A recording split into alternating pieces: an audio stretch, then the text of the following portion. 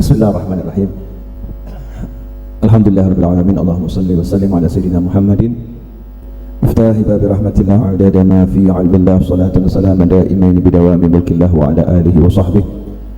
Allahumma shalli ala sayyidina Muhammadin salatan taftahu biha lana futuhal arifin wa tufaqqihuna biha fid din wa ala alihi wa sahbihi. Al-Fatihah ala man wa habna ali wa ila hadratin Nabi sallallahu alaihi wasallam. Al-Fatihah. A'udzu billahi minasyaitonir rajim.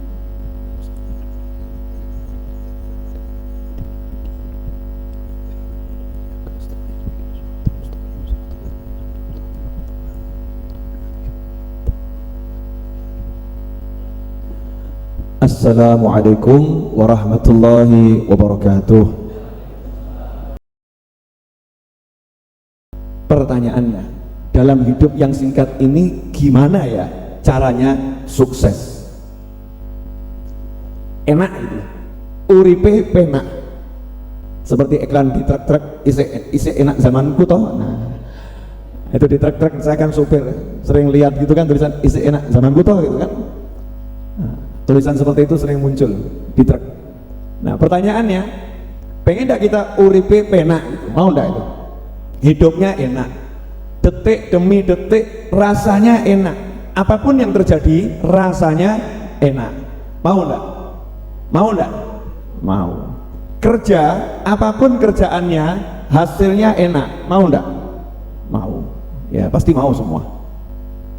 Menikah dapatnya istri yang enak. Mau enggak? Menikah dapatnya suami yang menyenangkan. Mau enggak? Mau. Teriakan cukup keras ya. Mau.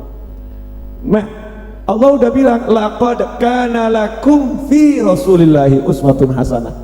Kalau kalian mau itu semua, dalam diri Nabi Muhammad SAW sudah ada contohnya.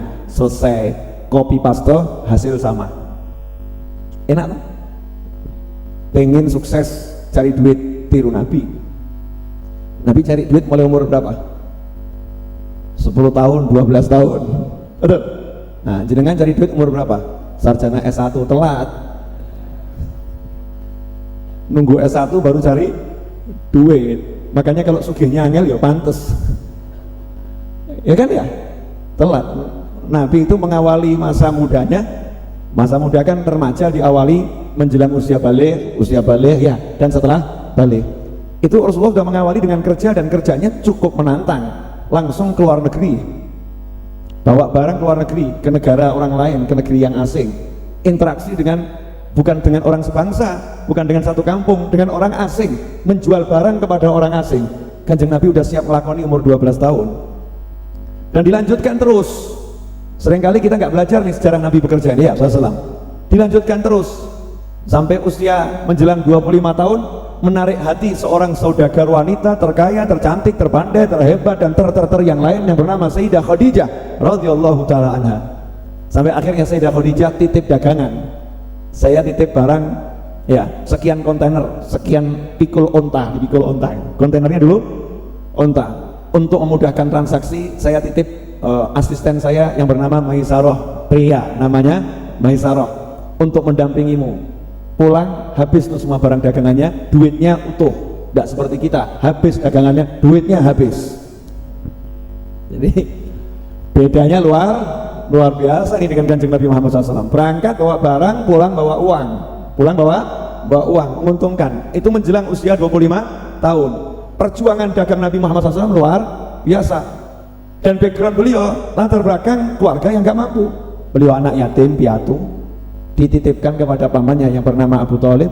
Abu Thalib juga ekonominya pas-pasan, anaknya banyak pula. Maka beliau fight, berjuang Rasulullah SAW melawan kondisinya. Iya, bukan kemudian beliau, aku Nabi loh, dari kecil udah dibelah dadaku, mosok Nabi kerja gak pantas. Iya, dari kecil udah kerja menggembala kambing. Emangnya gembala kambing itu mainan? Itu salah satu pekerjaannya, menggembala kambing dari kecil. Sallallahu alaihi wasallam. Jadi manusia yang wawasannya luar biasa, ketemu orang asing, keluar negeri, ya, berdagang, membawa barang orang, menjaga amanah, kemudian hasil yang menggiurkan dikembalikan, hasil yang menggiurkan dikembalikan. Coba jenengan dititipi barang satu kontainer, dititipi untuk menjualkan, jenengan jualkan, jenengan megang uang cash 5 miliar, itu kira-kira nyumut titik atau dikembalikan semua? Menggiurkan itu. Tapi Al-Amin, sampai dapat julukan Al-Amin, yang bisa diberi amanat, bisa dipercaya, dan semua gemerlap keberhasilan itu beliau raih dalam usia sebelum usia sarjana S1. Jenengan nunggu berhasil, nunggu jadi sarjana dulu. Kalau udah jadi sarjana, baru langkah awal menuju keberhasilan. Telatnya luar biasa. Betul. Makanya cita-cita saya nanti entah kapan, mudah-mudahan sistem pendidikan di tanah air ini akan dirubah oleh petinggi-petinggi kita. Cita-cita saya, tidak ada sarjana S1 umur 20 tahun, 22 tahun. Nanti suatu saat Indonesia insya Allah S1 umur 15 tahun. Tenaga kerja muda, ya, tenaga kerjamu muda, sekolahnya nggak usah kelamaan. Nah, terus apa? Cukup pendidikannya cukup, kalau kurang kasih nanti kursus khusus di perusahaan, selesai masalah. Ya, masalah selesai. Kita butuh tenaga kerja yang handal, maka kita butuh anak-anak muda yang siap diterjunkan di dunia nyata untuk berinteraksi dengan umat manusia di era pasar yang super global nih. Super global. Sudah ada contohnya, Nabi Muhammad SAW. Mau sukses kerja yaitu dari muda bergerak. Dan beliau tidak pernah berhenti bergerak, selalu aktif, selalu aktif. Nah, sekarang ini banyak orang yang pengen mencontoh Nabi SAW, pengen mengamalkan sunnah, ikuti sunnah, tapi ngikuti sunnahnya nggak pas. Ngikuti sunnah itu jangan dari kitab, ngikuti sunnah kok dari kitab, ngikuti sunnah dari hadits Sahih Bukhari, hadits Sahih Muslim. Itu namanya Anda ngikuti tulisan, bukan ngikuti sunnah. Sunnah itu ucapan, perbuatan, takrir, ya, penetapan Nabi Muhammad SAW yang kita pelajari dari manusia yang ketemu Nabi, dari manusia yang ketemu Nabi Muhammad SAW. Nah, siapa manusia yang ketemu Nabi? Sahabat. Kita nggak bisa belajar pada sahabat, kita belajar pada tabiin. Kita nggak bisa ketemu tabiin, kita belajar pada tabiut tabiin. Kita nggak bisa ketemu tabiut tabiin, belajar kepada yang ikut atau lihat, belajar pada tabiut tabiin. Nggak bisa kita belajar pada generasi berikutnya, belajar pada generasi berikutnya, sampai kepada ulama sekarang, yang ulama itu punya guru, yang gurunya pernah belajar pada gurunya, pernah belajar pada gurunya, ujung-ujungnya gurunya pernah belajar pada sahabat, dan sahabat belajar langsung dari Nabi Muhammad SAW. Lantas apa fungsinya kitab-kitab ini? Untuk memudahkan, biar nggak hilang catatannya, kalimatnya, haditsnya seperti itu loh, tapi penerapannya bukan begitu. Penerapannya begini loh. Nah, orang sekarang nggak, maunya instan. Hadisnya di mana ya? Riwayat apa? Amalkan. Gak nanya. Makanya banyak yang komplain. Katanya kalau sholat duha rezekinya berlimpah. Saya udah 20 tahun sholat duha, pancet melarat. 20 tahun saya rajin duha, miskin selalu menyertai saya. Ini yang salah sayanya atau duhanya? Nah, kalau sholat gak mungkin salah, betul ya? Yang salah kitanya. Yang salah kitanya. Coba dilihat apa itu asbabul wurud sampai ada yang namanya sholat duha. Kenapa disyariatkan sunnah sholat duha? Coba dilihat sahabat-sahabat yang sholat duha itu para pengangguran atau bisnismen. Sahabat-sahabat Nabi yang sholat duha itu para pengangguran atau orang yang ahli ke pasar. Sahabat-sahabat Nabi yang sholat duha itu orang yang nganggur atau orang yang aktif bekerja. Nabi yang mensyariatkan sholat duha itu rajin tidur atau rajin ibadah, bergerak, bersosial dengan masyarakat. Yang mana? Nah, kita baru sholat duha pas nganggur, duha, nggak punya duit, duha. Begitu masuk kantor jalan, nggak ada duha, nggak ada duha. Sholat duha itu disyariatkan di waktu sibuk-sibuknya manusia, bekerja cari penghidupan. Artinya kamu sibuklah bekerja, sholatlah duha, nanti berkah menyertaimu, rezeki akan mendatangimu. Di saat waktumu bekerja kamu pakai untuk hadap Allah, waktu yang kamu pakai untuk hadap Allah sama Allah diganti rezeki yang berlimpah. Karena yang tadinya bisa dapat duit sekecil itu kamu pakai untuk hadap Allah, Allah ganti dengan rezeki yang berlimpah. Itu sirul duha. Disitulah rahasia sholat duha. Bukan habis subuh baca wirid kemudian tidur, jam 8 bangun tidur sholat duha, 20 tahun tetap melarat, komplain sama kiai, komplain sama ustadz, komplain sama habib. Ini benernya ajaran Islamnya gimana sih? Duha katanya buat kaya, kok saya tetap miskin. Udah paham bedanya? Paham? Jadi praktek duha yang selama ini dijalankan ini sudah betul atau kurang pas? Ya kebanyakan orang kurang pas prakteknya. Ya mestinya ketika di kantor, jam-jam sibuknya kantor, jangan pas mulai kerja. Nanti kita korupsi waktu kerja, gitu kan ya? Kapan sibuk-sibuknya kantor masuk jam 8 kurang 10. Lelah kita, mau konsentrasi, sholat duha dulu. Sholat duha dulu, 2 rakaat, 4 rakaat, Allah hargai itu. Kalau orang yang kerjanya sendiri, lagi sibuk-sibuknya, dia itu mengatur tokonya, lagi asyik noto tokonya, lagi asyik terima orang beli, kemudian dia ingat ini waktu sholat duha, dia bilang sama karyawannya, wakilin ya, Allahu Akbar, sholat dulu dia, sholat dulu. Nah ini mesti sugih dia insya Allah. Itu mendorong dia semangat untuk kerja. Paham kawan-kawan? Paham. Jadi beda ya yang baca sholat duha dari kitab sama dari ustadz. Bedanya banyak atau dikit? Banyaknya seberapa? Sangat banyak. Makanya jangan belajar dari kitab tanpa guru. Apalagi kitab itu banyak salah cetak, sering salah cetak. Entah itu satu huruf, entah satu kata, entah satu kalimat. Namanya juga manusia, ada faktor manusia error atau human errornya. Ikhwani rahimakumullah. Hari Nabi Muhammad SAW, Habib, saya udah kerja, Habib, sudah kerja, tapi jatuh bangun banyak jatuhnya daripada bangunnya. Ini kan masalah-masalah aktual zaman sekarang ya. Saya udah kerja, Habib, pagi kerja, siang kerja, sore kerja. Sukses, Beb. Saya sempat punya uang 4M, Beb, tapi hutang saya 5M. Oh, bagus ya. Saya sempat punya duit banyak, Beb, tapi dalam hitungan hari hancur perusahaan saya, habis. Ada enggak solusinya? Katanya Nabi uswatun hasanah, Nabi suri teladan yang baik. Untuk kasus saya, Nabi punya contoh enggak? Oh ada, Mas, apapun ada. Supermarket, Kanjeng Nabi Muhammad ini supermarket yang paling lengkap. Jenengan punya masalah apapun, lihat Rasulullah, ada solusinya. Enak. Dan solusi Rasul nggak ruwet, nggak jelimet, nggak kakean teori. Anda harus perbaiki perusahaan Anda, jadi karyawannya diganti saja. Kemudian mungkin letak pintunya salah. Mulai letak pintunya salah. Coba nama tokonya diganti sekarang. Ya, toko meriang. Allahu Akbar.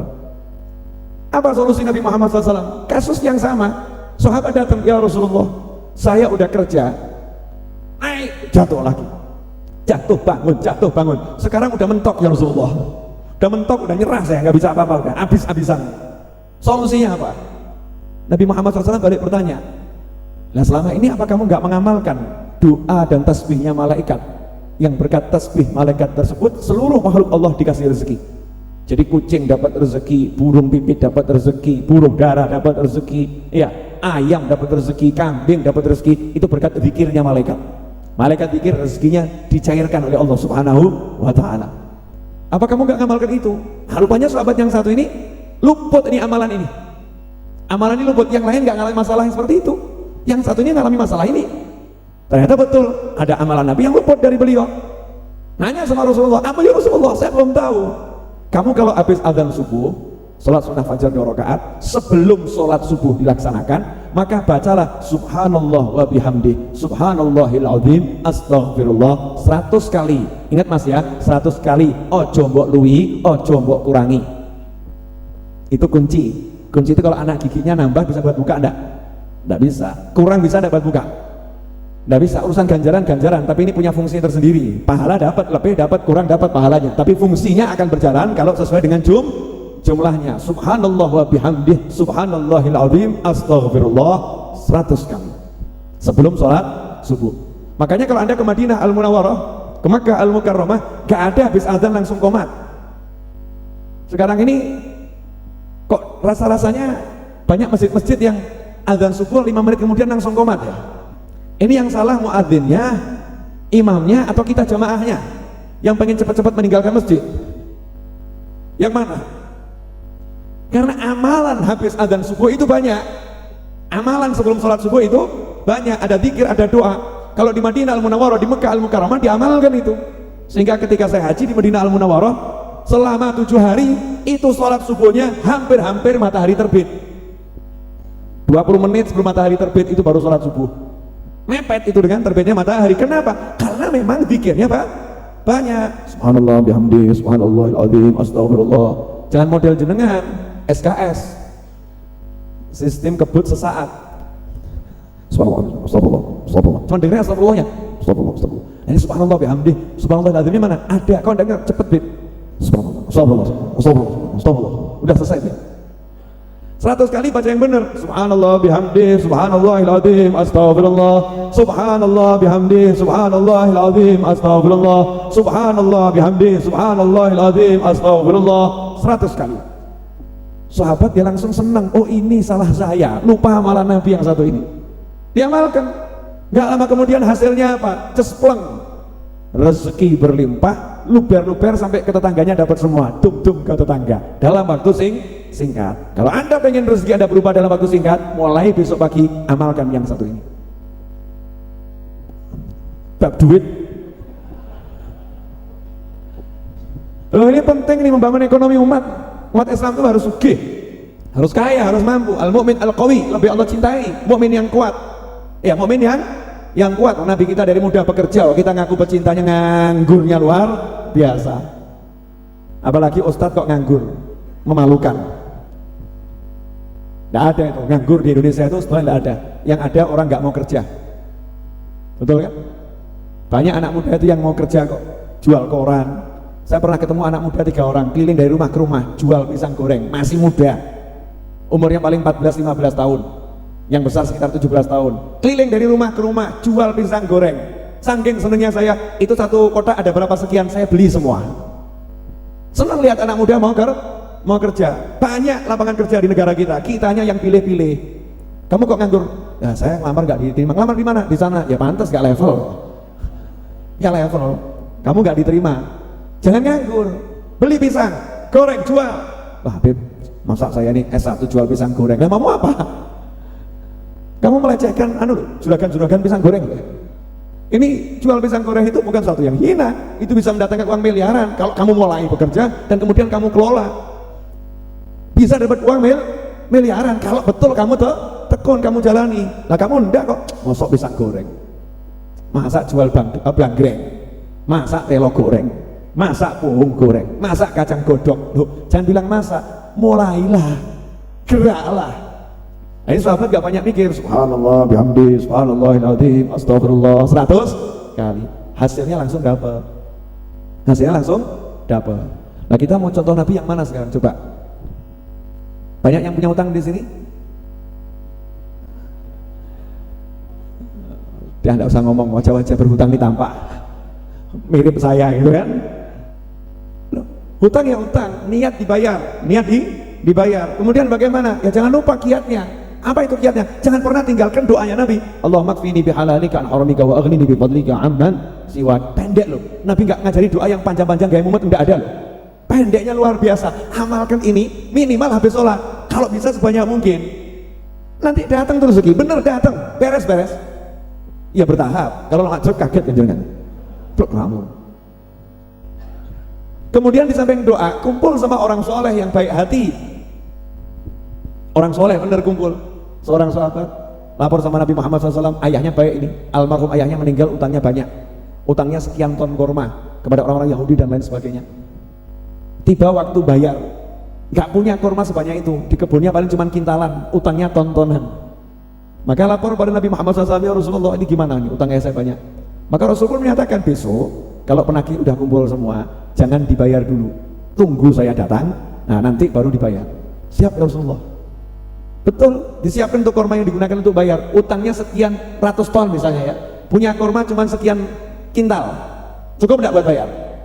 Nggak cukup. Tapi sahabat nggak banyak mikir. Nabi bilang, oh coba bayar, saya enten orang saya aku teko. Ya udah disiapkan semuanya, nunggu Nabi datang. Yang nagih sudah datang, bayar. Jangan khawatir, saya bayar hari ini, ngantri dulu. Oh ya, silahkan sesuai urutan. Oh keren. Padahal duitnya mau sak kintal, utangnya tontonan.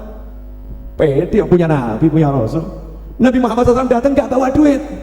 Coba kalau jenengan, gimana itu? Kanjeng Nabi, betul atau betul? Betul. Aduh. Kalau kita begitu, ya Rasulullah bawa duit, enggak. Aduh nih. Solusinya duit ya Rasulullah. Ini butuh duit, bukan butuh doa. Saya butuh cash sekarang, bukan doa. Ini doa nggak kanggo ini.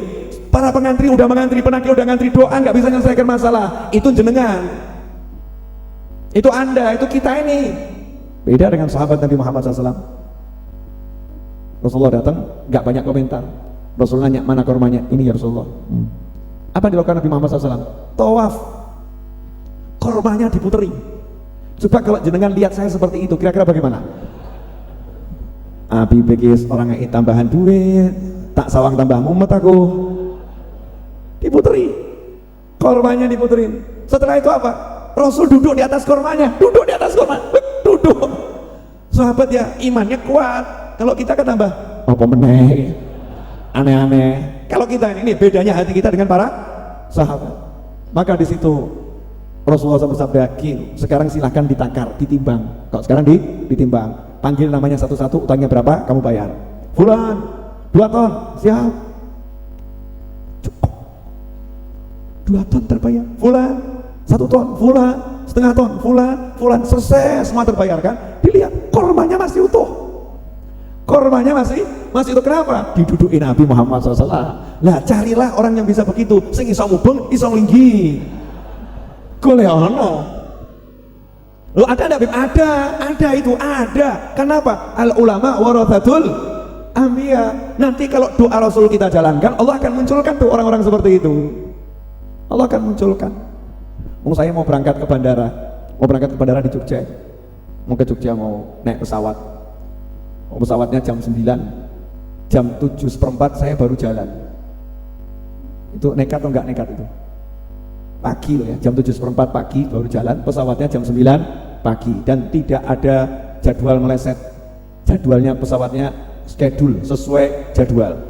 Naik pesawat biasanya 20 menit sebelum terbang. Berarti jam setengah 9 lewat 10 naik pesawat.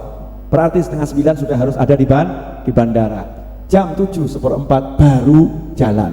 Solo Jogja pagi hari jam segitu, berapa jam? Lewat Baki, jalannya ada yang ditutup, ngantri, betul kan? Ngantri, kemudian ada yang rusak, macet, berapa jam? Normalnya udah anggap 1 jam. Kalau 7:15 1 jam berarti berapa?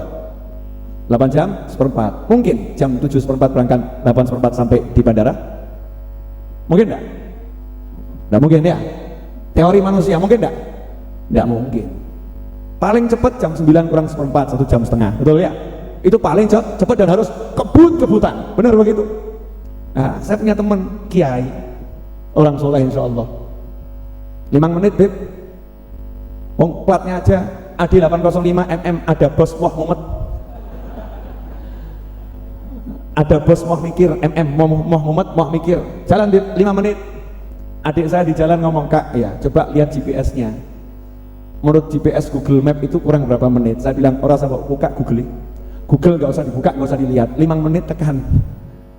Ya, saya punya teman orang soleh, saya yakin 5 menit tekan. Subhanallah, jam 8:15 santai nyampe di bandara. Turun, saya masuk, bisa sarapan, bisa minum, nunggu pesawat datang. Keren atau nggak keren? Keren. Golek ono sing model kayak ngono kuwi. Cari teman yang seperti itu. Nah, caranya gimana? Nah, itu amalan Nabi diamalkan. Nanti Allah akan munculkan. Allah akan kenalkan itu. Orang-orang tersebut akan dibuat kenal jenengan akan dikenalkan dengan orang-orang yang seperti itu.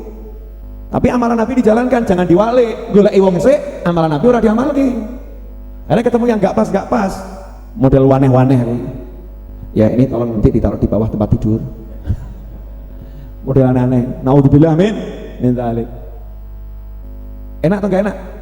Jadi prinsipnya sesuatu yang dari Nabi itu semua serba enggak ribet, samhan, mudah. Ya mudahnya luar biasa. Nah, ini kan sekarang banyak nih orang mumet nih. Betul. Banyak orang mumet, makanya kembali saja meneladani Nabi Muhammad SAW. Mumetmu pasti hilang. Enak atau hidup? Kamu hidupnya seperti siapa? Saya tuh pengen hidup seperti orang-orang itu. Saya hidup seperti kemana, seperti manusia pada umumnya, orang-orang kaya, orang-orang hebat. Saya pengen hidup seperti mereka. Rubah, Mas, aku ingin hidup seperti Nabi. Kan keren. Aku ingin hidup seperti Nabi. Tidak ada satu detik pun yang dilalui Nabi Muhammad SAW kecuali enak. Semuanya enak.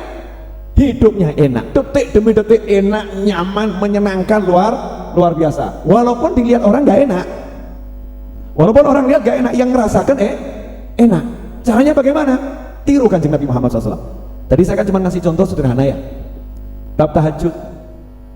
Nah, ini Masya Allah nih. Dah tahajud urusannya duit pula.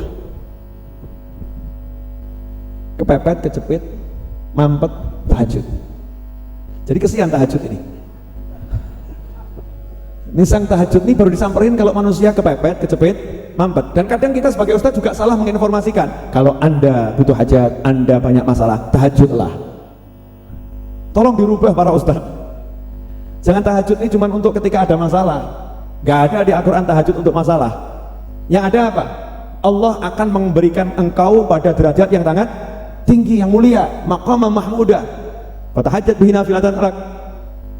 Nanti Allah akan beri kamu maqaman mahmudah. Jadi tahajud jangan mikir masalah. Masalah itu nggak usah dipikir. Tahajud ya tahajud. Nah, tengah-tengah tahajud doa, minta ya Allah bereskan masalah saya. Udah, jangan terlalu diambil pusing, sebut saja gitu loh ya. Ya Allah bereskan masalah saya. Terus sebut yang bagus-bagus. Ini utang banyak. Minta sama Allah. Ya Allah, besok saya pengen beli rumah. Besok saya pengen beli ini. Ya Allah saya pengen ini. Ya Allah saya pengen. Ya Allah saya pengen. Ya Allah saya pengen. Temennya di samping protes, denger nih. Utangmu akeh kayak ngono kok. Dongomu kok jaluk omah. Utangmu banyak kok doanya minta rumah. Jawab toh ya. Allah ya mudeng. Allah mudeng utangku akeh. Nah kalau saya bisa beli rumah kan ya utang lunas. Itu kan termasuk apa namanya cara berdoa yang baik kepada Allah Ta'ala. Bab yang gak enak itu jangan sering-sering disampaikan sama Allah itu. Nyampaikan sama Allah yang enak-enak saja. Syukur gitu ya, syukur. Saya itu naik mobil kemarin ketawa lihat truk. Ya truk itu banyak bahasa ketawa di perjalanan. Ya, akeh ono olehmu syukur. Akeh ono olehmu syukur, sambatmu lah hilang. Perbanyaklah kamu bersyukur, nanti keluh kesahmu hilang sendiri. Nah, ini tidak diwali orang sekarang, ngeluh kok mumet. Kuliah duit angel. Jadi pikirnya mumet kuliah duit angel, utang ora iso lunas, mumet bojo ruwet, mumet sambat terus ya. Sambat. Saya itu banyak SMS ada yang saya balas urusannya Habib. Itu gimana Habib, saya mau cari jodoh gak dapat. Jangan nanya sama saya, kalau saya cari sendiri nanti. Jodoh kok nanya? Jodoh tuh ya kamu tinggal di perapatan berhenti lihat orang cantik kamu tanya dia rumahnya di mana, mau saya lamar enggak? Selesai. Paling di Kampleng. Kurang ajar, plak. Tamparan pertama tanda keberhasilan, lanjutkan. Nanti lah ketemu orang yang pas ya. Oh masalahnya nggak berani ngelamar. Mau sampai kapan dikasih wirid ya nggak gul-gul. Ngelamar nggak berani, betul ya? Lamar saja, untung-untungan. Kalau diterima ya untung ya. Kalau nggak diterima berarti belum untung. Masa rugi terus? Pasti untung, pasti akan dapat untung. Santai saja. Oh, ada lagi Habib, saya minta wirid biar lunas saya hutang saya lunas. Ya Allah mas, wirid sudah banyak. Masalahnya bukan pada wiridnya. Satu, kamu jalankan sungguh-sungguh. Terus jangan lupa, tidak ada sahabat Nabi pengangguran. Jadi kalau kamu nganggur tuh kamu nyontoh siapa? Intidhar sihah batalah. Nunggu sehat itu namanya nganggur. Nunggu punya pekerjaan itu nganggur. Nunggu diterima lamaran itu namanya nganggur. Jangan nunggu semua itu. Gimana? Beraksilah. Bisamu apa? Isokku dodol koran, ya dodol koran. Saya kan mantan direktur. Ya nggak apa-apa. Kan nanti di siapa tahu di perapatan itu ada teman anda relasi, buka krek, ini jualan jenengan sano. Gak tego. Loh, kenapa? Sekarang saya baru bisa jual koran. Masuk. Iya. Kamu nih handal. Kenapa sampai jual koran? Ya maklum begini. Ya udah, buka kembali perusahaanmu. Saya kasih suntikan dana 5 miliar. Oh, berkat jual koran tuh, Bang. Jangan sepelekan tuh kekuatan Allah Subhanahu wa taala memberi rezeki, tapi jangan nganggur, gerak gitu ya, gerak. Nah ini kadang anehnya mohon maaf, kan ini ada yang calon ustadz ada di sini, ada. Kalau ini bukan calon memang udah ustadz ganteng ya, calon ustadz.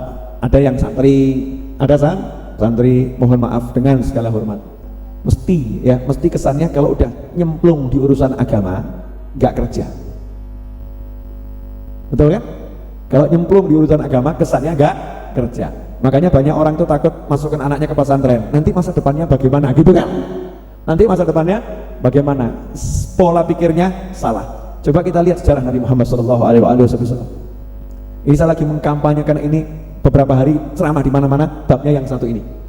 Sebab umat Islam butuh sugih. Umat Islam harus sugih. Tuh lihat tuh, ada orang sugih sombong di dunia ini. Namanya siapa tuh presiden Amerika tuh? Saya ngapalkan namanya aja gak mau kok. Moh aku. Wong elek kalau dihafalkan. Tahu siapa namanya? Siapa? Moh aku mau ngapal ya. Nyebut ya moh. Pokoknya itu namanya itu. Sombongnya luar biasa.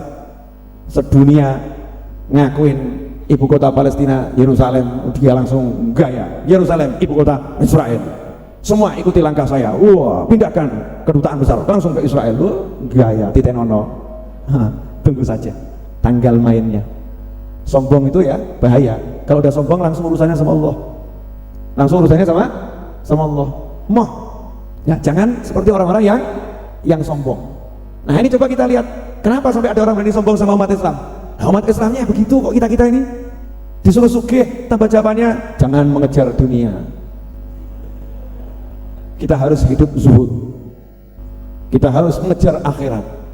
Masya Allah. Jadi kalau orang kerja itu ngejar dunia gitu, berarti Kanjeng Nabi mengejar dunia. Kanjeng Nabi dari umur 12 tahun aktif bekerja. Kan baru jadi Rasul umur 40 tahun, nah, kurang ajar tuh kamu.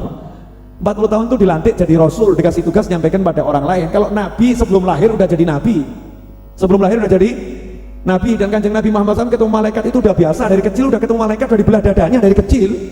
Makanya Halimatus Sa'diyah sampai bingung gitu kan ya, Nabi cerita tuh ada 2 orang tadi begini ketemu malaikat, santai Nabi Muhammad SAW ketemu malaikat.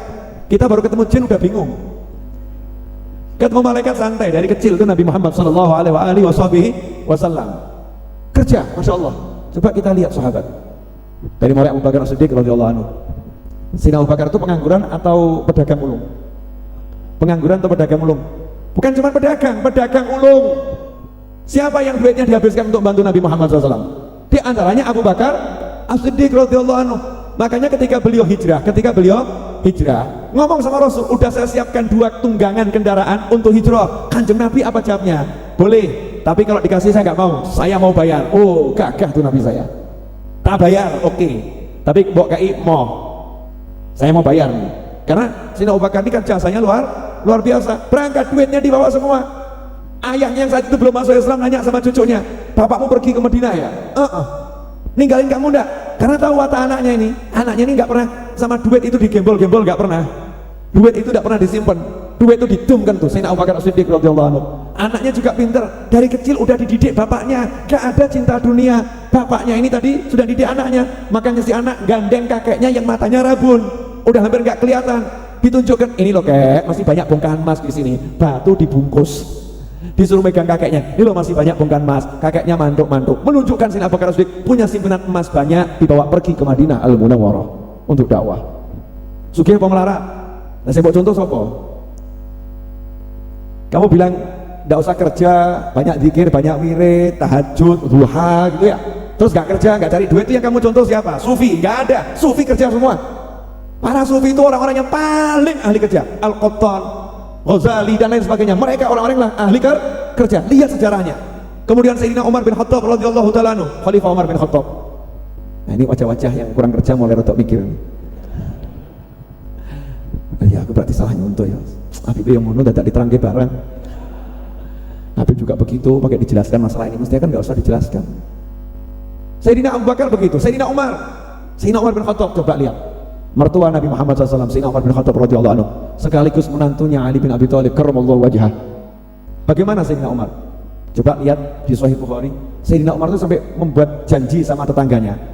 Yuk kita gantian ya, 1 hari kerja, 1 hari belajar. Hari ini saya kerja, kamu yang belajar.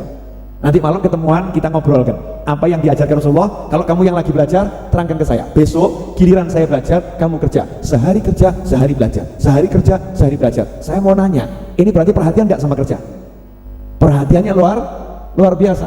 Makanya Sayyidina Umar bin Khattab ketika jadi khalifah, baca dalam kitab Ihya Ulumuddin. Makanya baca tuh kitabnya Imam Ghazali, Ihya Ulumuddin. Man lam qara Ihya malu haya. Siapa yang nggak pernah baca kitab Ihya nggak punya rasa malu, kata para ulama. Jangan pernah baca belum? Wah, berarti nggak punya rasa malu. Canda. Artinya kalau baca Ihya Ulumuddin nanti bisa menimbulkan rasa malu. Sayyidina Umar bin Khattab radhiyallahu ta'ala anhu masuk ke dalam masjid waktu duha. Sibuk-sibuknya orang kerja cari duit, ada anak muda duduk duha, zikir, wirid. Bagus atau nggak bagus? Bagus. Nggak ada yang bilang jelek. Bagus. Maka Sayyidina Umar nanya, kamu kok ada di sini? Heran Sayyidina Umar, ini bukan jam ke masjid, ini jam ke pasar. Ke masjid itu ada jamnya, zuhur itu jam ke masjid, qiyamul lail itu jamnya ke masjid. Waktu orang tidur ya, itu jam ke masjid. Tapi ini jamnya orang ke pasar ya di masjid. Ini satu di antara dua, kesugihan apa kemelaratan? Yang malas maksudnya, terlampau sugih, terlampau kaya, atau orang yang sangat malas. Maka Sayyidina Umar nanya, kenapa kamu ada di sini? Dijawab, ya saya mau duha, zikir, wirid, ibadah. Loh terus kamu dapat penghasilan dari mana? Untuk memenuhi kebutuhan kamu sehari-hari dari mana? Ditanya dari mana? Ada enggak kerjaannya gitu? Kalau memang ada kerjaannya jalan, dia punya toko, waktu duha ditinggal, bagus. Dia punya kerjaan, dia punya sawah, dia lagi kerjakan sawah, waktu duha dia tinggal ke masjid, bagus. Ini ditanya, jawabannya enggak, saya enggak punya kerjaan. Nah terus dari mana semua itu? Saya punya kakak saya yang nyuplai kebutuhan saya. Maka Sayyidina Umar menjawab, fa idzan akhuka a'bad minka. Kalau begitu kakakmu itu lebih ahli ibadah dibanding kamu. Jadi kakaknya yang lagi di pasar, kata Sayyidina Umar, lebih hebat daripada kamu yang nongkrong di masjid ini. Ibadah di masjid ini hebat kakakmu yang di pasar. Akhuka a'bad minka. Karena khalifah nggak mau jamnya untuk kerja kalau dipakai untuk duduk-duduk di masjid. Ada waktunya, timingnya itu ada. Nah kecuali kalau yang kumpul di masjid wong sugih, pantes. Kenapa di masjid? Simpanan banyak Pak, 2 triliun. Nah ini cocok nih, duit 2 triliun nongkrongnya di masjid, keren. Mikirkan nih siapa nih orang-orang yang gak punya kerjaan, gitu kan? Nah itu bagus yang seperti itu, jangan dibalik. Gak punya duit, kumpul di masjid, kemudian ngomong, mari kita zuhud, jauhi dunia. Jangan seperti teman-teman kita itu yang tergila-gila pada dunia, jam duha masih sibuk di pasar. Ini jadi yang betul yang mana? Kalau mendengar seperti ini yang betul yang mana? Yang betul yang kerja mau menyempatkan diri ke masjid. Kalau nggak sempat ke masjid untuk duha, dia sempatkan sholat duha di tempat di mana dia bekerja.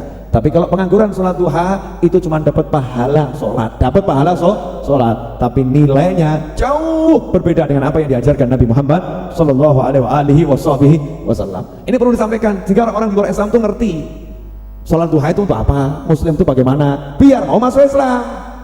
Jangan karena tampang kita yang malas-malas akhirnya orang nggak jadi masuk Islam. Oh begitu toh Muslim itu. Oh Islam seperti itu. Nauzubillah min dzalik.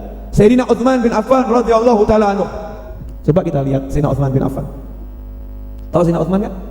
Ya, siapa? Khalifah ketiga, betul. Nah, itu jabatannya. Tapi sebelum menjabat khalifah beliau siapa? Menantu Nabi Muhammad SAW. Menantunya Rasulullah. Dinikahkan dengan 2 putri Nabi Muhammad SAW. Wafat 1, nikah dengan yang berikutnya. Itu Sayyidina Utsman, maka dapat julukan Dzinnurain, yang punya dua cahaya. Bagaimana Sayyidina Utsman? Melarat, miskin, nganggur? Enggak, konglomerat. Saat di Madinah umat Islam itu kehausan, susah cari air, Sayyidina Utsman pun membeli sumurnya Yahudi, dibeli, dibayar total.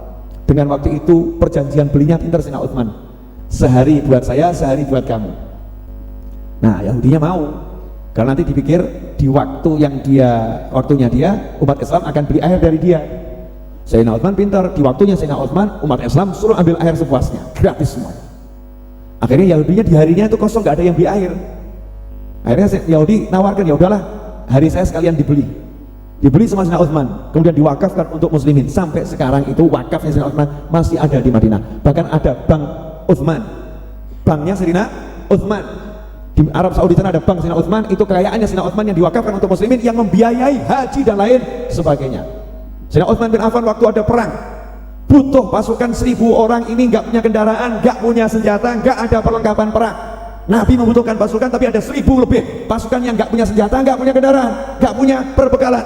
Sayyidina Utsman mengatakan, saya yang menjamin, dibelikan kendaraan semua, dibelikan senjata semua, diberi perlengkapan. Sampai Nabi bersabda, setelah hari ini Utsman silahkan berbuat apapun, Allah telah mengampuni dan menjaminnya surga. Bermakna seperti itu. Berarti Sayyidina Utsman sugih atau melarat? Oh sugih, dan jenengan niru siapa? Mesti jawab, pun nasib kok Bib. Aduh, nasib dibawa-bawa. Jangan bawa nasib, jangan bawa takdir. Tidak boleh. Kita itu harus upaya nirunya bisa, tiruan gitu. Jangan pernah putus asa, tiru ini, tiru, terus tiru, pasti berhasil biidznillah insya Allah. Jangan bawa-bawa takdir. Sudah takdir saya emang melarat Bib, takdir saya miskin. Kayaknya dia tahu rencana Tuhan ya, rencananya Allah Ta'ala. Takdir itu kan berarti ngerti rencana Allah Subhanahu wa Ta'ala. Gak boleh seperti itu. Kita lihat semua itu, semuanya pejuang dan semuanya orang-orang yang giat mencontoh Nabi Muhammad SAW. Pertanyaannya, nah kalau sahabat sampai kerja, sahabat sampai aktif seperti itu, kira-kira sahabat mencontoh siapa? Nah kalau nabinya duduk di masjid terus, sahabat akan duduk di masjid terus. Beb, tapi itu ada ashabus suffah 70 orang yang tinggalnya di serambi masjid. Jangan dikira pengangguran, tinggalnya di serambi masjid, memang gak punya rumah, tapi beliau orang-orang yang aktif berupaya. Kalau udah mentok gak dapat, siap puasa dan gak pernah ngeluh, gak pernah ngeluh. Nah ini sekarang diwalik dikit-dikit ya, dikit-dikit kita bilang jangan ngejar dunia, jangan hubbud dunia, jangan cinta dunia. Sehingga kalau udah aktif ke majelis, ini banyak yang ngeluh orang tua, anak saya tuh sekarang aktif ke majelis jadi malas kerja. Wah itu berarti setan bu yang nyuruh. Kalau ada muslim aktif ke pengajian kemudian dia itu jadi malas bekerja, berarti yang mendorong dia ke majelis itu setan, nafsu. Itu nafsu. Tapi kalau kalimatnya begini, anak saya sekarang rajin ke majelis, dia sekarang menata pekerjaannya, nah itu cakep. Dia tata waktunya bekerja, dia tata jenis pekerjaannya, itu majelisnya menghasilkan sesuatu. Halo, 1 jam saya berbicara, kurang dikit lagi. Betul? Terasa nggak? Oh, jenengan selalu ngomong nggak terasa. Ustadz Iis ini sebetulnya pinter ngomong, cuman masih grogi, belum keluar jati dirinya itu. Nanti kalau sudah keluar jati dirinya, apa nunggu dinikahkan dulu, saya nggak paham. Begitu bab nikah bu, coba lihat langsung wajahnya merah bu.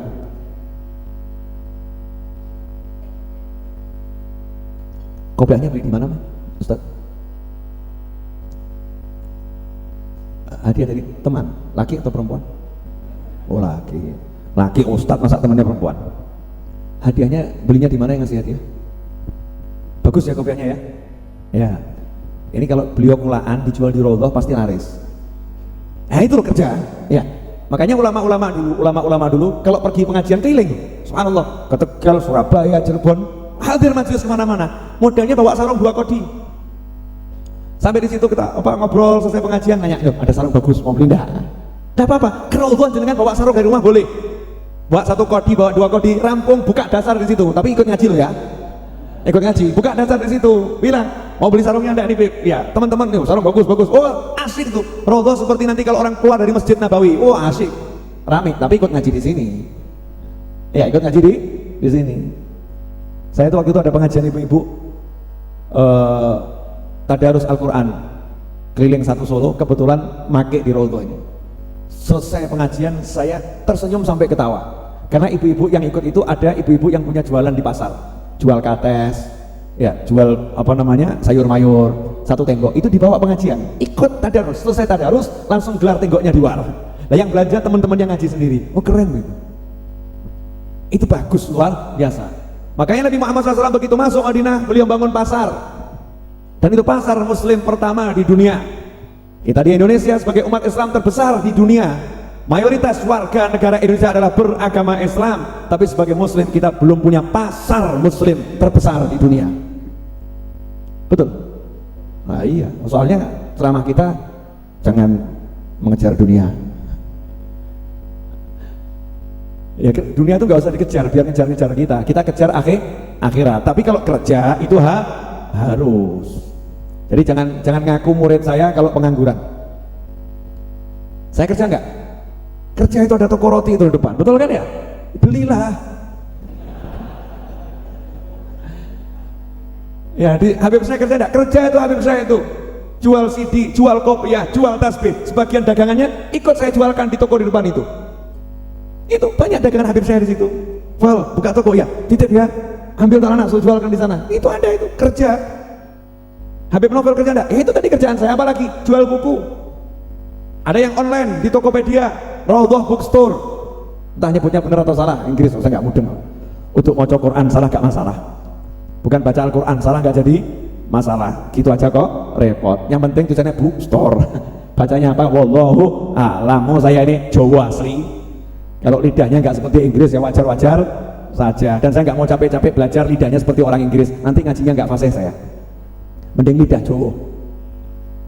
Jual buku. Nah itu yang saya bisa saat ini, jual buku. Tapi nanti lihat nih, Pak Novel Al-Idrus ini punya cita-cita akan jual beli perumahan. Oh iya, enak kudu sugih. Oh amin. Walaupun saldo 150.000, harus kaya, semangatnya gitu. Mau niru siapa? Abu Bakar As-Siddiq. Mau tiru siapa? Umar Ibn Khattab. Mau tiru siapa kamu? Utsman bin Affan. Saya akan tiru beliau-beliau. Kalau pas gak punya, saya akan tiru Ali bin Abi Thalib. Oh, beliau ini punya anak Sayyidina Hasan dan Husain. Sayyidina Hasan itu sugihnya pol, Sayyidina Husain sugihnya pol. Sayyidina Ali Zainal Abidin, coba lihat. Sayyidina Ali Zainal Abidin ini cicitnya Kanjeng Nabi. Cicitnya Kanjeng Nabi. Di masjid dituduh orang nyuri uang 1000 dinar. 1000 dinar itu dikalikan 2 juta, 2M. Dituduh nyuri uang 2M sama orang di sebelahnya. Tadi ada uang saya di sini, kok nggak ada, pasti kamu malingnya. Putu nih Kanjeng Nabi dibilang maling, santai. Oh, uang bapak hilang ya? Saya nggak ngambil. Nggak ada, kamu yang ngambil. Ya udah Pak, nggak usah ribut, ayo ikut ke rumah saya. Diajak ke rumahnya. Jumlah uangnya berapa Pak? 1000 dinar. 2M mas, 2M, 1000 dinar. Ini 1000 dinar. Maafkan saya. Pulang orangnya sampai rumah, uangnya mau ditaruh di lemari, buka lemari, ternyata uangnya di situ, baru iling. Oh, aku sing pikun ya. Dia tak jalan ngomong, uangnya di rumah kok saya ingatnya bawa ke masjid. Nyesel dia, balik ini ke rumahnya Ali Zainal Abidin. Sayyidina Ali, iya, saya salah, uang saya di rumah. Ingatnya saya bawa ke masjid, saya pelupa. Ini saya kembalikan uangnya. Oh, nggak usah mas, saya ini anak cucu Nabi, udah diajari kakek saya. Kalau mengeluarkan uang jangan ditarik kembali. Dan itu hadiah buat kamu. Rong M mas, 2M. Sugih nopo melarat? Sugih. Wah, ada yang ngeletuk, mosok putu Nabi sugih, kudunya melarat, kurang ajar awakmu. Kok dikesankan kalau ulama harus melarat, ulama harus miskin, orang soleh harus miskin? Siapa yang ngajari seperti itu? Nabi Sulaiman itu raja loh. Loh, Ratu Balkis saja masuk kerajaannya bingung, sampai kainnya diangkat, marmernya tembus, di situ ada air, di bawahnya ikannya kelihatan seperti nyemplung di dalam air. Keren tuh Nabi Sulaiman alaihissalam. Makanya pola pikir ini dirubah, belajar sama orang yang benar, jangan belajar sama orang yang nggak benar. Baca buku yang benar, jangan baca buku yang nggak benar, atau bukunya benar, jangan bacanya nggak benar. Bukunya benar, bacanya nggak benar. Naudzubillah min dzalik. Paham toh? Ini kadang gitu, masa Habib, masa Kiai naiknya mobil kok bagus-bagus, kok kan numpak dokar, terus numpak dokar ki wong soleh ngono. So naik kuda itu, naik kereta kuda itu ya, naik andong gitu. Kalau naik andong itu berarti soleh. Jadi zuhud itu kalau melarat, begitu. Betapa bodohnya engkau yang berpikir seperti itu. Mudah-mudahan nggak ada yang mikir seperti itu, walaupun ada. Paham ya? Iya. Loh, tapi kalau sombong itu urusan hati yang tahu Allah Ta'ala dan pelakunya. Yang tahu Allah dan pelakunya. Niatnya apa? Nah, kalau niatnya untuk kepantasan, Allah nyuruh dandano, kalau kamu sholat itu dandan. Khudhu zinatakum inda kulli masjid. Oh, ini Masya Allah, muslim ke masjid, baju yang dipakai sobek-sobek, bakunya robek, zuhud. Sayyidina Umar tuh punya baju tambalannya 70. Saya mau tiru. Mas, Sayyidina Umar ya, tambalannya 70, saya mau tiru. Sayyidina Umar tuh tambalannya 70 bukan berarti nggak punya duit. Tapi begitu punya dintekno, gak sempat beli ganti, habis punya langsung habiskan. Lah kamu ndak punya, disimpan, giliran baju kamu yang elek, beda mas. Bedanya luar biasa, jangan disamakan. Ini cara belajarnya salah. Nah, sehingga wajah umat Islam ini kadang jadi tercoreng-coreng gara-gara kita sendiri. Pokoknya jamaah Raudhah nggak boleh melarat, kudu sugih. Saya minta pokoknya yang ngaji bareng sama saya sugih kabeh. Iya, minimal kalau jenengan sugih saya nggak mungkin melarat. Ya pasti loh ya. Iya, kudu sugih. Tapi saya masih melarat, kalau sekarang masih nggak apa-apa, besok sugih. Semangatnya harus begitu. Terus gimana? Yo nyambut gawe, cari kerjaan, gak ada bebong, besok ke pasar beli pisang, istrimu suruh goreng, keliling no, tentek, minimal bawa pangan dewi. Habis, minimal dimakan sendiri. Makanya Nabi kita Muhammad SAW ini serba bisa bu, sepuroni pun. Kanjeng Nabi jahit ya bisa, betul kan? Sandalnya rusak, dandani sendiri bisa. Jenengan coba sandal jebat bingung, baju sobek bingung, mau dondomi, mau jahit sendiri, masukkan lubang jarum ini, benang gak masuk-masuk, gagal terus. Mungkin kalau Raudhah saya buat lomba masukkan benang ke lubang jarum, jarang yang berhasil mungkin. Iya, jahit sendiri, jangan gak kena.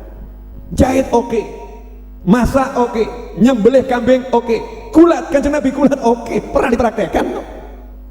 Baru nyedak sekali, klak jatuh musuhnya. Kita kakek berpelukan gak ada yang jatuh. Piting-pitingan gak rampung-rampung. Kanjeng Nabi sekali kok blek, hebat jurusnya. Oh Nabi kita Muhammad SAW keren mainnya, luar biasa. Naik kuda nggak butuh pakai pelana, kuda nggak ada pelananya, langsung ditunggangi, larinya kenceng luar biasa, lebaron, kenceng tuh kuda larinya.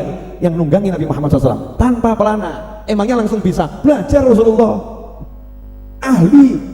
Maka mengatakan sunnah Nabi diantaranya naik kuda. Kalau saya pernah naik kuda, tak suruh nuntun bapaknya, tuntun Pak, tolong Pak. Mau belajar mosok di tepi apa namanya itu sarangan ya. Nggak enak kalau belajar kan di padang ilalang merumput gitu ya. Kudanya yang gede sisan untuk kuda cilik-cilik nanggung. Kalau kepleset jatuhnya kan nggak enak. Kalau gede kan langsung wah blok kroso. Jarane jaran teji sing nunggang dorobei sing nuntun para menteri trek-trek kan begitu. Jaran teji jangan jaran kacangan. Tuh belajar betul. Itu Rasulullah SAW. Kudanya teji, hebat kudanya. Apa yang nggak bisa? Semua bisa. Multi talenta, bukan multi talenta, super multi talenta. Itu Nabi Muhammad SAW. Semuanya bisa. Bab dandan, Kanjeng Nabi kemana-mana mbak sisir kok. Rambutnya itu selalu berminyak, minyakan rambutnya, sisiran, bercermin, min sunatul anbiya. Sunnah itu dandan Kanjeng Nabi. Kita zuhud, ora apa-apa. Semakin acak-acakan, semakin ketok nyufi. Sufi model mana? Sufi model mana? Kamu mencoreng nama sufi yang begitu. Sufi itu ganteng, sufi itu rapi. Ya, walaupun pakaiannya itu kotor, lusuh, karena habis pergi. Kenapa itu sufi lusuh? Karena habis jalan jauh lewat padang pasir pakaiannya kotor. Diambil, berarti sufi pakaiannya kotor. Ngawur kamu. Itu baru datang dari luar kota. Lewat padang pasir, kehidupannya seperti itu. Kalau Indonesia ya beda toh ya. Negara kita berbeda. Rambutnya kok kusut? Betul berapa hari nggak mandi di padang Sahara kok? Nggak ada air. Rambutnya kusut. Tapi kalau di tempat yang udah ada air lengkap, ya dandan. Ganteng, pituturnya bagus. Ngomong paling ahli ngomong Rasulullah. Dan hebatnya kalau Nabi SAW ngomong itu nunggu lawannya selesai bicara baru dijawab. Gak seperti jenengan. Jawab-jawaban persis ibu-ibu. Jadi kalau ada pria begitu podo kalau ibu-ibu. Bu, saya udah bicara 1 jam lewat dikit. Alhamdulillah. Nanti Jumat depan sambung lagi. Sudah ini terinspirasi untuk mulai kerja? Pokoknya tahun ini kita harus rajin bekerja, cari duit sebanyak-banyaknya. Tapi jangan letakkan itu dalam hati. Paham ya? Jangan letakkan itu dalam hati. Jadikan itu di luar hati kita masing-masing. Insya Allah semakin bersemangat. Yang utangnya banyak jangan takut. Tapi utang saya banyak. Oh coba pikir utang, mau pikir tambah nambah utang. Jangan dipikir utang, mikir bayar saja. Ya mikir bayar ditambah mumet karena gak ada yang buat bayar. Yo coba pikir. Terus bagaimana? Ya udah zikir sama pikir kemudian kerja. Pikir bagaimana? Pikir mau kerja apa itu? Apa yang bisa dikerjakan? Jalankan. Jangan nunggu laku. Beb saya jualan motor enggak laku-laku. Ya jualan murah. Ya, Beb tapi kan rugi ora apa-apa. Rugi sekarang tapi bisa berputar uangmu. Nanti dapat untung bulan depan. Jangan mikir rugi, di eman-eman kabeh. Ini eman-eman, ini eman-eman. Dan jenengan tuh eman-eman sama barang, enggak eman-eman sama hatinya, sama pikirannya kok. Pilih mumet timbang barangnya laku. Bodoh apa pinter ki? Pol. Iya itu bodoh pol. Saya waktu itu pernah butuh duit buat bangun nih, butuh duit. Ya kan butuh duit. Nggak ada uang, ada mobil baru beli. Saya jual. Habib ini kalau mau dapat harga bagus diiklankan dulu, nanti sampai datang pembeli insya Allah dapat harga bagus. Mas lah butuh mas, ngenteni diiklan no sing cocok, tawar-tawaran mumet.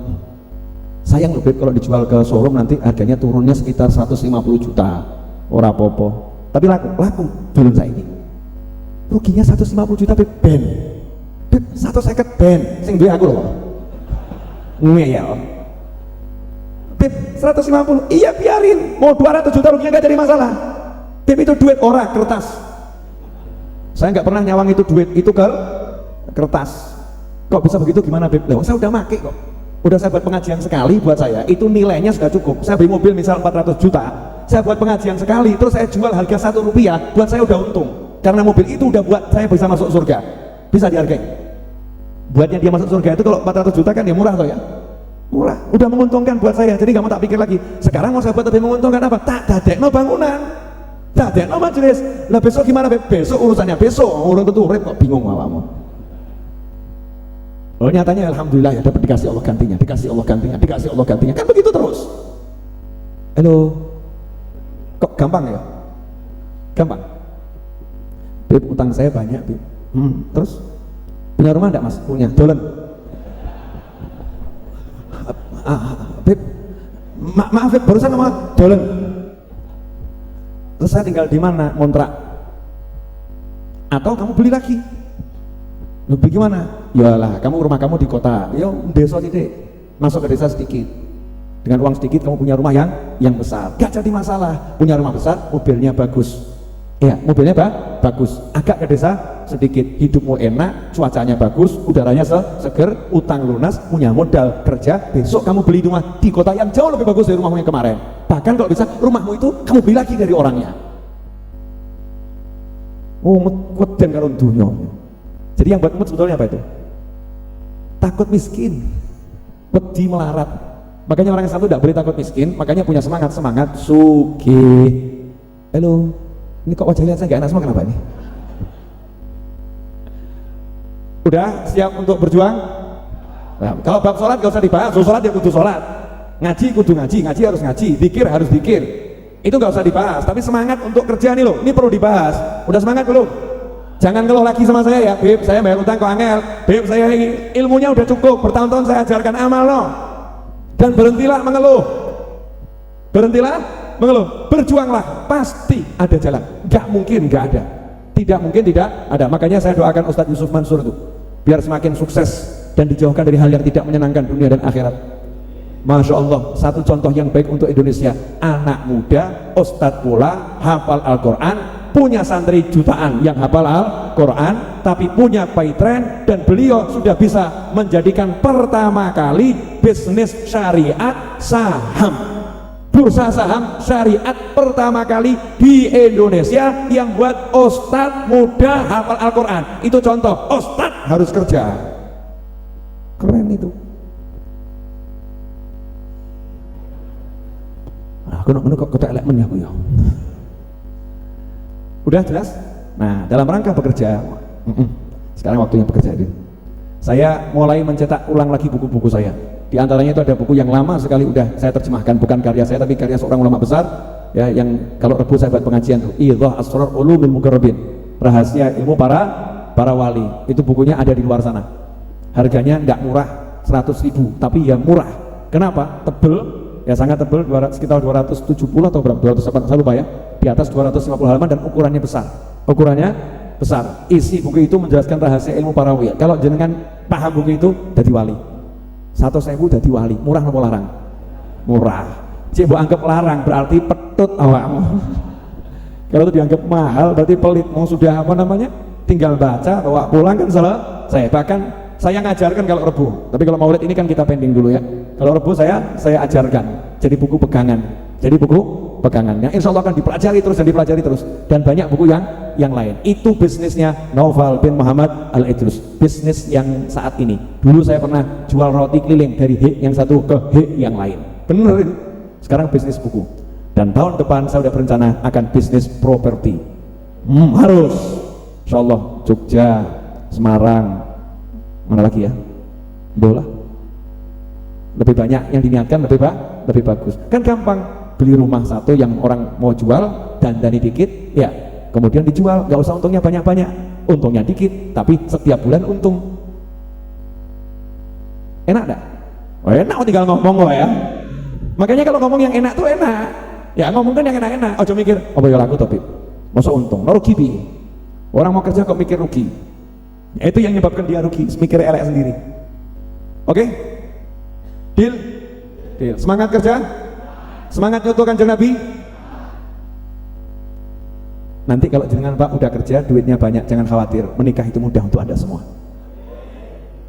Ini loh Ustadz ini, maksud Ustadz Uga ini, Ustadz ganteng, udang ganteng, kemudian naiknya mobilnya BMW terbaru ya, pakai supir pula, turun dari mobil langsung Ustadz, Masya Allah, antri Pak yang mau nikahin sama kamu. Kok nunduk kenapa is? Betul ibu-ibu? Kalau punya calon mantu ganteng, pinter, soleh, sugih, mau ndak bu? Iya, ustadznya yang nggak mau. Insya Allah Jumat ini Jumat yang barokah semuanya. Insya Allah manfaat untuk kita semua.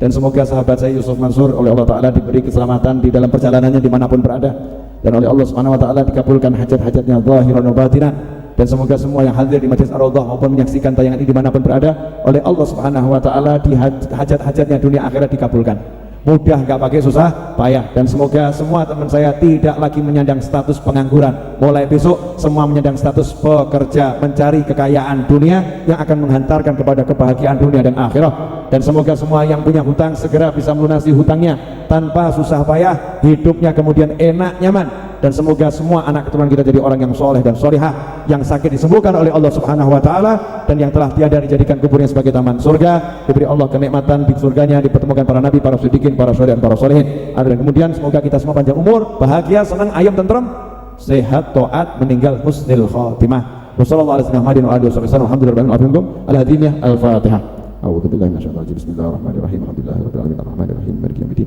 Iyyaka na'budu wa iyyaka nasta'in. Ihdinas siratal mustaqim. Shiratal ladzina an'amta 'alaihim ghairil maghdubi 'alaihim waladdallin. Amin. Malam ini kebetulan malam 20 Rabiul Awal, itu pas hari wafatnya Al-Habib Alwi bin Ali Al-Habsyi yang dimakamkan di Masjid Riyadh. Ayahanda Habib Anis itu wafat tanggal 20 Rabiul Awal, dan kebetulan ini tanggal 20 Rabiul Awal. Mari kita bacakan tahlil sedikit untuk beliau dan semua orang-orang yang meninggal dunia dari keluarga beliau, dari keluarga kita, baik yang kita sebutkan maupun tidak disebutkan. Afdhalu dzikri fa'lam annahu la ilaha illallah, la ilaha illallah, la ilaha illallah, la ilaha illallah, la ilaha illallah, la ilaha illallah, la ilaha illallah, la ilaha illallah, la ilaha illallah, la ilaha illallah, la ilaha illallah, la ilaha illallah, la ilaha illallah, la ilaha illallah, la ilaha illallah, la ilaha illallah, la ilaha illallah, la ilaha illallah, la ilaha illallah.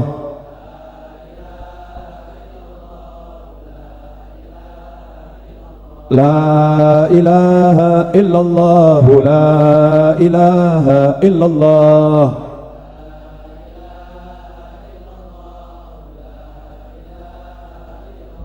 La ilaha illallah Muhammadur Rasulullah.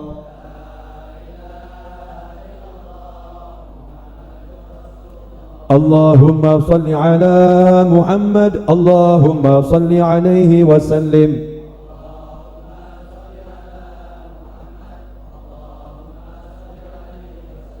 Allahumma salli ala Muhammad, Allahumma salli alaihi wa sallim.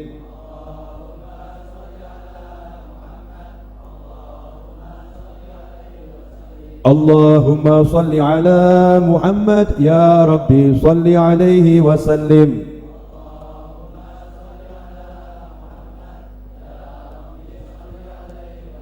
Subhanallahi wa bihamdihi, Subhanallahi wa bihamdihi, Subhanallahi wa bihamdihi, Subhanallahi wa bihamdihi, Subhanallahi wa bihamdihi, Subhanallahi wa bihamdihi, Subhanallahi wa bihamdihi. Ya Allahu ya Allah, ya Allahu ya Allah, ya Allahu ya Allah, ya Allahu ya Allah, ya Allahu ya Allah, ya Allahu ya Allah, ya Allahu ya Allah, ya Allahu ya Allah, ya Allahu ya Allah, ya Allahu ya Allah. Bismillahirrahmanirrahim. Alhamdulillahirabbil alamin. Allahumma shalli wa sallim ala sayyidina Muhammadin wa ala ali sayyidina Muhammad. Ya Allah, terimalah kalimat tahlil yang kami baca, kalimat tasbih yang kami baca, sholawat yang kami baca, dan semua amal soleh yang kami lakukan pada malam hari ini khususnya. Ya Rabb, terimalah dan sampaikan pahalanya kepada baginda Muhammad sallallahu alaihi wasallam, kepada kedua orang tua beliau, kepada leluhur beliau anbiya wal mursalin, kepada keluarga beliau, kepada sahabat-sahabat beliau, kepada tabi'in, kepada tabi'in, dan kepada seluruh auliya us-solihin, kepada sadatina sufiyah, kepada sadatina al-alawiyyin, khusus minhum sayyidina Imam Al-Muhajir Muhammad bin Sayyidina Abdullah bin Ahmad bin Sayyidina Ali bin Bid'ah bin Sayyidina Abdul Muqaddam Muhammad bin Abi Sayyidina Abdul Mas'ud Mas'ud Al-Habib Abdurrahman bin Mas'ud Sayyidina Abu Bakar Sakran wal Habib Ali bin Sakran Abdullah bin Khalid Abu Bakar Abdullah Tasaluni bin Sayyidina Abu Bakar Sayyidina wal Habib Ahmad bin Muhammad bin Abdul Rahman bin Yusuf bin Abdul وابي يوسف بن عبد العزيز عمر عبد الرحمن الطوسي بن مبارك عبد الله بن طاهر والحبيب حسن بن صالح بن جابر حبيب عبد الله والحبيب عبد الله بن وسيدي حبيب ابو بكر عبد الله بن عباس رسول الله ثم سيدي والشيخ وقرة الله بن علي بن محمد بن سعد والوالدين رسول الله واخواته واخوانه واولاد ازواجه واولاد عبد الله بن محمد وابي احمد والحبيب علوي والحبيب خديجه رسول الله وسيدي وحبيبي الحبيب محمد انس بن علي بشير والوالدين والزوجة بشير عبد الله بن والد علي بن علي ولد سنيف الاخي علي وجميع اخواته واخوانه ثم الحبيب علي بن بكر السقاف حبيب علي بن السقاف ثم الى روح الامير الرياض بن محرم ثم الى روح جدي احمد عبد الرحمن بن عبد الرحمن بن جدي علي بن حبشي وجدتي بنتي وزارة خالي حسين خالي محمد بن زين عم عدوس عم حكيم عم احمد بن السقاف وخالتي نور خالتي بن زين خالتي خالتي احمد فاطمه اشهد رضي بنتي علي بن شريفه خديجه بنتي شريفه رضي بنتي علي بن شريفه فاطمه بنت عبد القادر الجبه شريفه سيده بنتي الحبشي ثم شريفه ثم إلى روح أخينا عنكس وأخينا ذرب وأخينا سدرطة ثم إلى روح إجوتي تهديد ثم إلى روح أخينا رزال بن محمد العطاس ثم إلى روح Bapak Muhammad Taufik ثم إلى روح من كان في السابق حاضرا معنا وإن لم نذكر أسماءهم ثم إلى أرواح والدينا ووالدكم وأمواتنا وأمواتكم خصوصا إلى روح Ibu Suryani binti Suud Nur Hamidin ثم إلى أرواح جميع أموات المسلمين في تبت والمعلى والبقي والزنبل والفرد من البشر أن الله يغفر لهم ورحمهم ويعلي درجات في الجنة ويجعل قبورهم روضة من رياض الجنان ويدخل في قبورهم رائحة وريحان والفسحة والأمان والمغفرة والرضوان ويجعل سكناهم في الجنان والنبيين والصديقين والشهداء والصالحين وبركاتهم أجمعين أن الله يغفر ذنوبنا ويستر عيوبنا وتقبل جميع حسناتنا وتجاوز عن سيئاتنا وادفع عنا البلاء والوباء والغلاء الفتن ما ظهر من الوطن وارزقنا العافية والعافية الشكر والعافية والعافية من كل أذى البلية وأن الله يرزقنا جميعا حسن الخاتمة عند الموت ودعم الفطرات ونطف على دينه وعلى من ابن علي إلى حضرة بسمع الفاتحة.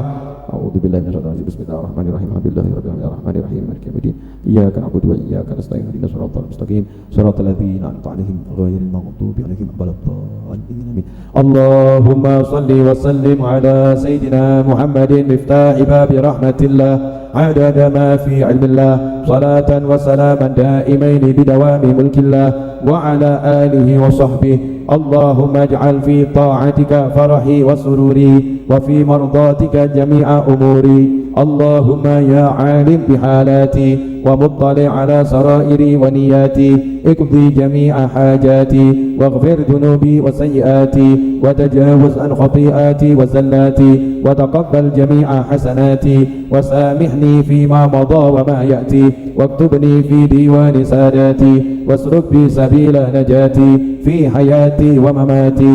اللهم إني طامع في عطاك راغب في رضاك مستسلم لقضاك فاكتبني من أولياك واسلك بي سبيل هداك وألحقني بأصفياك. وصلى الله على سيدنا محمد وعلى آله وسلم. Alhamdulillah Rabbil Alamin.